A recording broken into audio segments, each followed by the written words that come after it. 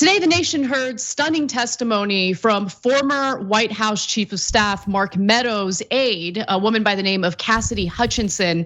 And the point of her testimony was to disclose what was going on behind the scenes, both before and during the Capitol riots that took place on January 6th.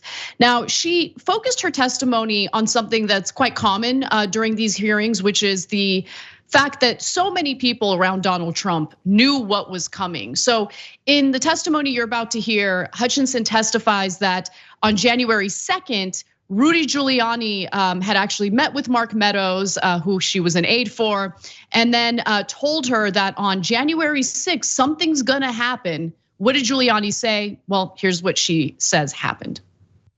Ms. Hutchinson, do you remember Mr. Giuliani meeting with Mr. Meadows on January 2nd, 2021? I do. He met with Mr. Meadows in the evening of January 2nd, 2021. As Mr. Giuliani and I were walking to his vehicles that evening, he looked at me and said something to the effect of, "Cass, are you excited for the 6th? It's going to be a great day."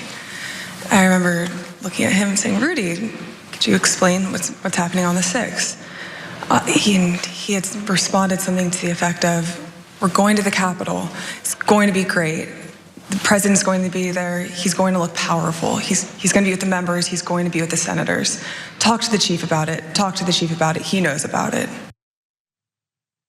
So when Giuliani tells her talk to the chief about it, what he is referring to is Mark Meadows, and she promptly went to Mark Meadows. And she's an aide for Meadows. She's curious about what the details are, about what will transpire on January 6th. And there was some indication that Meadows not only knew that something was gonna go down, but he had some concern about what was gonna go down. Let's watch. After Mr. Giuliani had left the campus that evening, I went back up to our office and I found Mr. Meadows in his office on the couch. He was scrolling through his phone. I remember leaning against the doorway and saying, "I just had an interesting conversation with Rudy, Mark. Sounds like we're going to go to the Capitol." He didn't look up from his phone and said something to the effect of, "There's a lot going on, Cass, but I don't know, things might get real bad on January 6th. Now, before we get to the details about the weaponry the rioters had, the information they had beforehand and how Trump reacted to it, let me just say that Trump, prior to this testimony, was concerned about what she would say. He apparently knew that her testimony was gonna be compelling.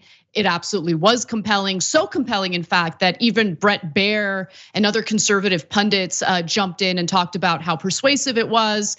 And that's not a usual response that you typically get from conservatives, certainly on Fox News.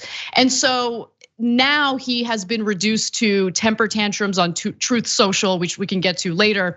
But Cenk, this is just yet more evidence that all these people surrounding Donald Trump not only knew that something was about to happen, but that something terrible was about to happen. And it's important to note that Mark Meadows did absolutely nothing to act on his concerns. She testified about that as well. Yeah, so look, if there are any real prosecutors in this country, if there's real rule of law, Mark Meadows and Donald Trump are now in a lot of trouble. Now, that's a big if though, because I've never seen the law applied to the elites. So we'll see if they do their job or not. But there are two significant crimes here. One is witness tampering, and that gets to the point that Anna was making. Liz Cheney at the end of the hearings talked about how Trump folks, people in Trump world, call the witnesses and tell them, remember, Trump thinks you're a good guy, don't be a bad guy. And he reads the transcripts. So watch what you're saying, okay? So that's witness tampering 101. And so that'll be an easier case. And usually prosecutors want to take the easier case, not the harder case. The second case is seditious conspiracy. This is actually sedition. So I want you guys to watch more of the testimony, and then I want to explain to you why it's seditious conspiracy and why today's testimony, for the first time, in my opinion, gets to Trump aiding and abetting that conspiracy.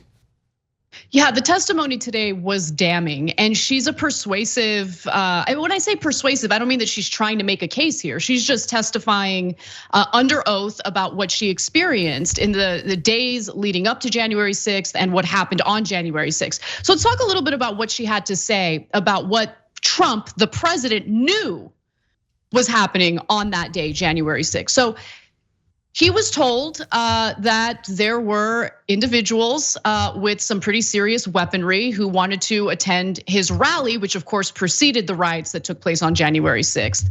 He was fully aware of the weaponry that they had, and he actually had no problem with it whatsoever. In fact, what he was more furious about was the safety checks in place, including, having the rally goers go through a security checkpoint to make sure that, they don't have weapons on them. And if they do have weapons on them, they won't be able to get through to get closer to him as he's doing his rally. He didn't like the fact that they were doing those security checks. So in the next video, you're gonna hear more from Cassidy Hutchinson, again, the aide to White House Chief of Staff Mark Meadows, about this very issue. Let's watch. I recall Tony and I having a conversation with Mark probably around 10 a.m., 10:15 a.m., where I remember Tony mentioning knives, guns in the form of pistols and rifles, bear spray, body armor, spears, and flagpoles. Spears were one item, flagpoles were one item, and then Tony had relayed to me something to the effect of, and these effing people are fastening spears onto the ends of flagpoles. Mark was sitting on his couch and on his phone, which was something typical. And I remember Tony just got right into it. I was like, sorry, I just want to let you know, and had informed him, like, this is how many people we have outside the mags right now. These are the weapons that we're known to have. It's possible he listed more weapons off that I just don't recall. And gave him a brief and concise explanation, but also fairly thorough. And I remember distinctly Mark not looking up from his phone. And I remember Tony finishing his explanation and it taking a few seconds for Mark to say something, to the point where I almost said, Mark, did you hear him? So just to clarify and summarize what she said there, she's referring to the fact that she, along with Tony Ornato, every time she mentions Tony, she's talking about the head of Secret Service. They approach Mark Meadows and they're like, yo, there's a bunch of Trump supporters. They have all sorts of weapons. We are concerned. Mark Meadows is sitting on a couch looking down at his phone. He doesn't even bother to look up as they're telling him this. And she was concerned that maybe he didn't hear what they were saying, but luckily, he jumped in before, Cassidy Hutchinson asked him, hey, are you paying attention? And at that point, all he said was, have you talked to Trump about this?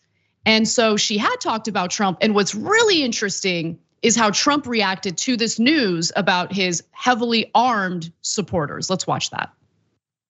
The president apparently wanted all attendees inside the official rally space and repeatedly said, quote, they're not here to hurt me. And just to be clear, so he was told again in that conversation, or was he told again in that conversation that people couldn't come through the mags because they had weapons? Correct. And that people, his response was to say they can march to the Capitol from the ellipse. Something to the effect of, take the effing mags away. They're not here to hurt me. Let them in, let my people in. They can march to the Capitol after the rally's over. They can march from the ellipse. Take the effing mags away. Then they can march to the Capitol. So when she says take the effing mags away, referring to what Trump had said in response to the information about the weaponry, he wants to do away with any of the security that would prevent them from going to the rally, the official rally area, with the weapons. And he specifically stated, they're not there to hurt me. And afterwards, they can march over to the Capitol knowing full well that they're heavily armed. Cenk. Yeah, I need you guys to remember that she is a very right wing. this is not a Democrat. This is not just a normal Republican. She worked apparently for Cruz and Scalise. She was working for Mark Meadows, who's one of the worst right-wing Tea Party members. So this is true right-winger saying, wait, are we really unconcerned about people coming to raid the Capitol with weapons? That's a thing that's not a concern to us. Well, I mean, Mark Meadows, as she explained earlier, said 4 days ago that there was real danger. They knew definitively. Now we know for the first time that all of them, including Donald Trump, knew that the rioters were going to go to the Capitol. So that's a huge part of the evidence. They had to have known that in order for you to prove any crime. He's like, hey man, I just gave a speech. I didn't know they were going to the Capitol and bust in. Well, okay, that's a different story than, no, I know they're going to the Capitol and I want them to have weapons.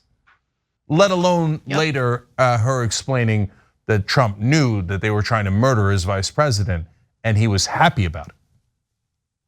Yeah, I mean, completely unapologetic about what happened to Mike Pence, both during and as we've experienced after the Capitol riots. And what she did a good job in disclosing to the American people was that, again, there are so many people close to Donald Trump within the White House who knew that something was coming, right? The initial conversation that Cassidy Hutchinson had with Rudy Giuliani about what was to come on January 6th took place on January 2nd. And remember, there's this effort by Trump and those closest to him to pretend as though they knew nothing about January 6th. They were kind of caught off guard by it. But through these hearings, we're learning more and more about the fact that no, they knew. Rudy Giuliani certainly knew. And think about it. He was making these statements to Cassidy Hutchinson on January 2nd. We also learned through previous testimony that Rudy Giuliani knew that the ridiculous theory of installing, these hoax electors was complete BS, and it wasn't grounded in any type of, law or anything like that. But it didn't matter. On January 6th, he decided to add fuel to the fire by, promoting that theory as if there's any type of legal weight or merit behind it. So they knew that there was something violent coming. They knew that they were dealing with individuals who were heavily armed, some with AR-15 style weaponry. And they just kind of went forward with everything that happened. Trump wanted to green light everything that would pave the way for them to do what they did in the nation's capital that day. And you have all of these people, including Rudy Giuliani, stoking the flames. Yeah. Now, go ahead, Cenk. Yeah, I'm sorry. I just wanted to do the last link here because, so I'm going to go a little bit out of order here and ask to go to the last video, video 8, because guys. So they know that they're going with weapons. Trump says, let them in with weapons. But did he know that at any point they were calling for violence specifically against government officials, which would be an enormous help if you were going to prosecute him on seditious conspiracy? Because that means, yes, he wanted them to hurt government officials to stop an official government action so that he could basically overthrow the legitimate government of the United States. Well, let's go to the last video here. And see what he knew or didn't know. I remember Pat saying something to the effect of, Mark, we need to do something more. They're literally calling for the vice president to be effing hung.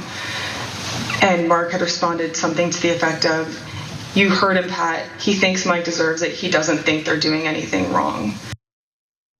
Wow, that is a top aide to the chief of staff saying that the chief of staff had just talked to the president, told him they're looking to murder your vice president, your supporters are. And he says, I don't think there's anything wrong with that, and I'm not going to stop it. Well, that's seditious conspiracy. There's no question about it, and they need to prosecute him. Otherwise, you're greenlighting political murder in this country. That you could aid and abet political murder all the way up to the vice president of the United States to get him killed, and that there will be no consequences in law. No, they must prosecute now. They must prosecute.